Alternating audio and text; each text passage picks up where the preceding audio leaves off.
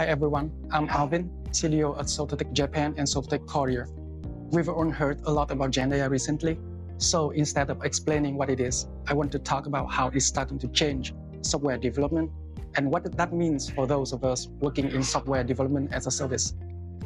Over the past few years, we've seen an incredible rise in tools like GitHub Copilot, ChatGPT, and Cody. These aren't just experimental tools anymore. They've become daily companions for developers.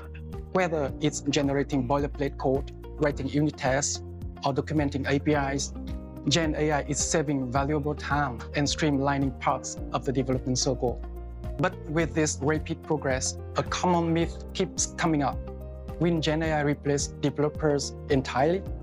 It's an understandable concern, but it overlooks the human side of development.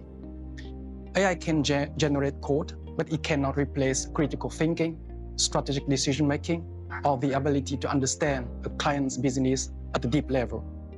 These are skills that only experienced developers bring to the table. At SotaTek, we don't see AI as a replacement. We see it as a smart extension of our teams.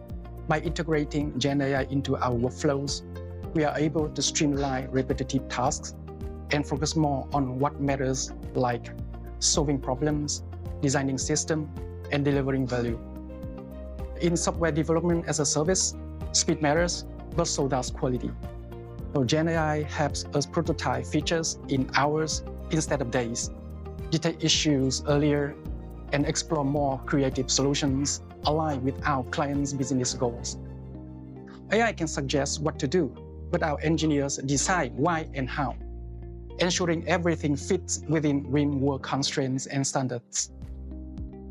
If you are curious about how we are using GenAI to build smarter, faster, and more scalable software solutions, let's connect with us. At SotaTek, we are ready to have you turn emerging technology into real-world impact.